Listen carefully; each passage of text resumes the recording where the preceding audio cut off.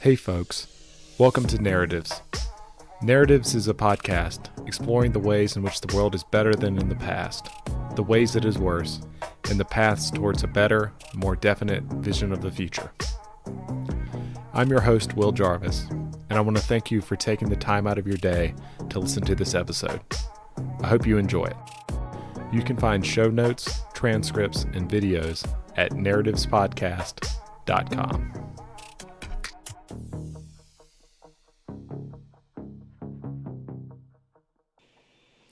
Well, Jay, how are you doing this morning? Good. How are you, man? Doing great. Thanks so much for taking the time to come on the show. I really appreciate it. Um, do you mind giving a brief bio and some of the big ideas you're interested in? Yes, absolutely. So my name is Jai Malik. I'm the GP and founder of Countdown Capital. At Countdown, we're investing in founders that are rebuilding the American industrial base at the earliest stages. Generally speaking, we think founders building in areas of heavy industry are building companies that are both geopolitically important and more commercially viable than ever before. And the right ones will produce outsized returns for us as investors. So we're usually investing in industries like manufacturing, defense, aerospace, energy, construction, mining, etc. Any industry that can be considered as part of heavy industry, we're taking a look at. And we often invest at the pre-incorporation and pre-seed stages. So oftentimes we commit to invest as early as an idea with no company formed yet. So that's high level who we are and what we're doing at Countdown. That's great. That's great. And you recently raised a new fund. Is that correct? Yes, it was a $15 million fund too. We're pretty excited about that. Very nice. Very nice. Congratulations. It's no small task to get those things together. Um, Thank you. yeah, Appreciate it. absolutely. This is really exciting. Well, Jay, what has shifted that has made it easier to start these kinds of hard tech, American Diamonism companies? Capital is actually getting more expensive right now. It was really cheap for a while. But what else has shifted that has made it made it easier to kind of build these kinds of companies over the last kind of decade or so? Well, I'm not really sure if we can say that hard tech has made has been easier over the last 3 to 6 months versus before that. I think in general, succeeding in hard tech requires a skill set and a founding team that has a different persona than your average SaaS founder in general. And so whether that success is harder or not than before, or easier or not than before, is up for debate. But I think it is certainly different, and there's certainly a lot more airtime being given to important issues. And so in that sense, if you think eyeballs mean something is easier, then I guess it is. But in my opinion, I don't really think it has been made easier. It's more of a narrative that it has been made easier. So Gotcha. That's great. That's great. With the crisis in Ukraine, with the rise of China, do you think it's gotten easier to make this sell here of leave your SaaS job and come work on these harder, more difficult problems? 100%. And I think there is actually some danger in getting there is some danger in making these problems seem easier than they are. But without a doubt, 100% it's been easier to convince people post Ukraine than before. Got it. That's great. That's great. Um, I'm curious, how much does automation play into what you invest in? How bullish are you on industrial automation over the next kind of 20 years? Do you think we'll see a big wave of this? I'm reminded of Hadrian, the big kind of machine tooling company. My brother worked in a machine tooling shop for a while. He's a mechanical engineer, and he noted how custom and how just how difficult automating a lot of what these machine shops do is on a day-to-day Yes. basis. So how bullish are you on using automation to industrial automation, and where we'll go with that over the next 10 to 20 years? That's a very broad question. I think most people in tech maybe aren't aware of this, but the fact is that industrial automation is already very pervasive across many manufacturing settings and is a large contributor to efficiency already in the US economy, right? So the question is not like, am I bullish on automation? The question is, am I bullish on what kinds of automation? And I think in general, I do not think pursuing automation just for automation's sake is something that is worth pursuing. Primarily because in a lot of ways it disenfranchises the kinds of people that we need to be interested in rebuilding the industrial base. And also because and oftentimes it does not actually lead to greater operational efficiency compared to using a team of people. And so, in general, the way I look at automation is if it enables orders of magnitude better operations or better margins, go for it. It's something that will definitely be a key advantage for companies that are able to do so. But saying that you want to automate something just because you want to automate it and make it seem like there's some coolness or sexiness towards it that makes investors interested, I don't think that's worth. I don't think that's a great way of building a business. I'll put it that way. Makes sense. So you need to be very thoughtful about where to use automation and where not to, where you run into kind of the Elon Model 3 production problem issues. Yeah, and generally speaking too, right? Automation. What most people think about when they think about automation is they think about like a computer reducing the ability of a human being to make a certain decision or to do a certain process.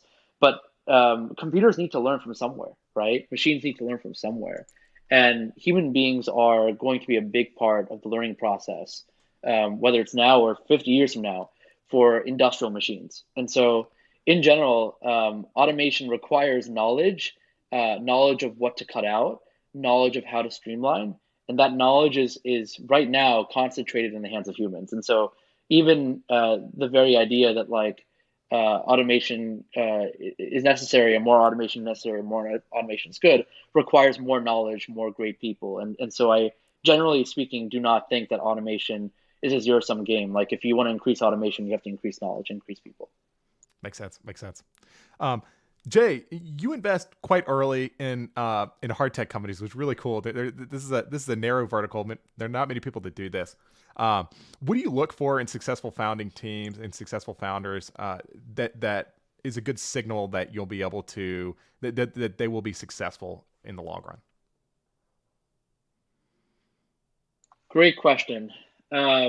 So there are numerous ways to take this question. I'll answer what we are trying to avoid, or specifically, what we prefer not to invest in, right? As opposed to what we would like to invest in. And so the big thing for me to start with is that we do not want to invest in founders that are easily able to derive their unique insight or opinion or secret on a market just by looking at the news. We think that earn insights and earn secrets about markets, about industries, about building a company are done by putting in hard work. And so that means doing hundreds of cold calls or getting connected with the highest decision makers in an industry, or simply just working at other companies in the space that you want to build a solution in, right? We think secrets are earned, we think insights are earned, and we're primarily looking for people that have done the hard work to earn their insight, not necessarily just take some sort of talking point out of our research report. So that's number one. Number two, we are looking for a founding team or a founder that has thought about the market in a way that doesn't just cover market size, but also covers market dynamics.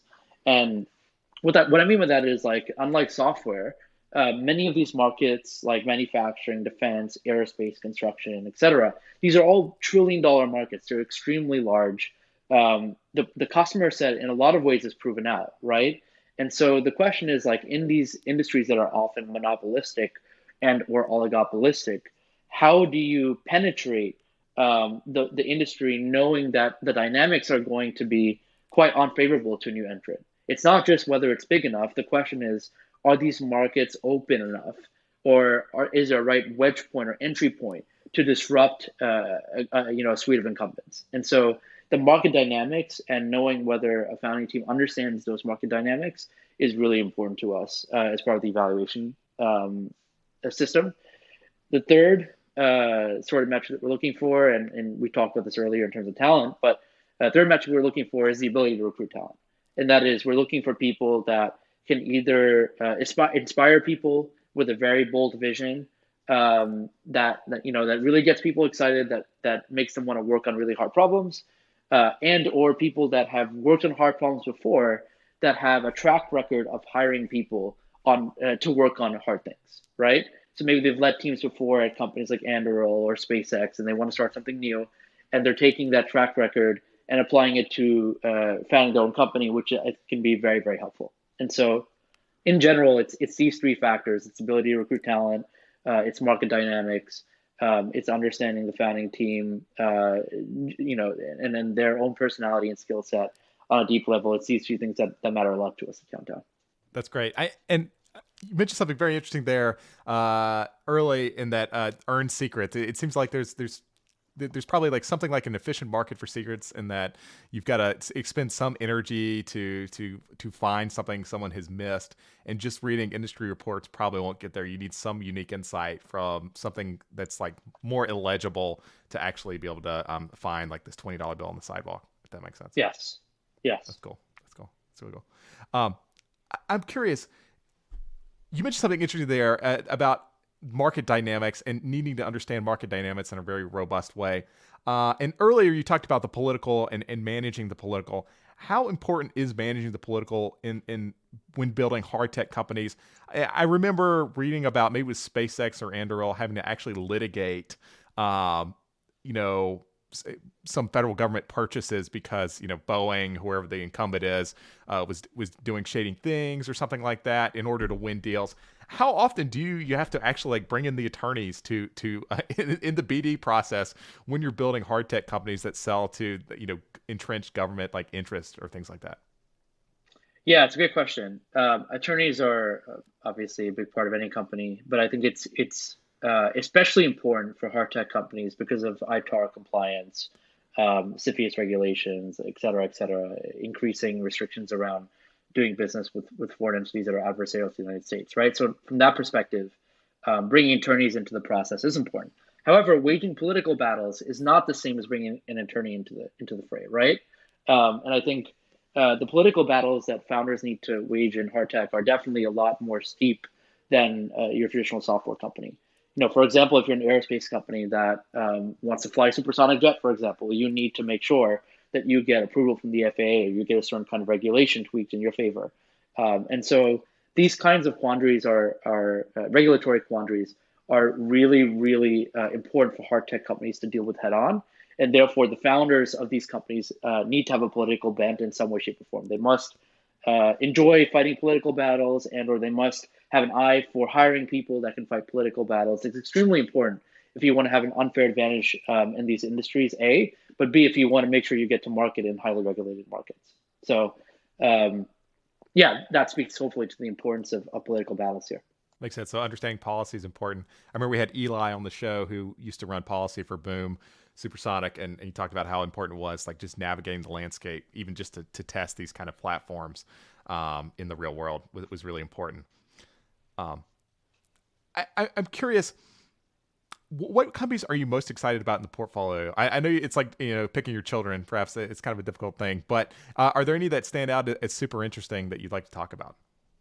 Sure. Many of them are in stealth, so I really cannot comment, even though I'm super, super excited about, most of my companies. But the ones that aren't in stealth that I think are obvious would be first Hadrian. Hadrian has obviously done an incredible job over the last couple of years. They recently raised, I think it was a $90 million Series A and Series A Prime. And what Hadrian is doing and what Chris Power is doing at Hadrian is incredible.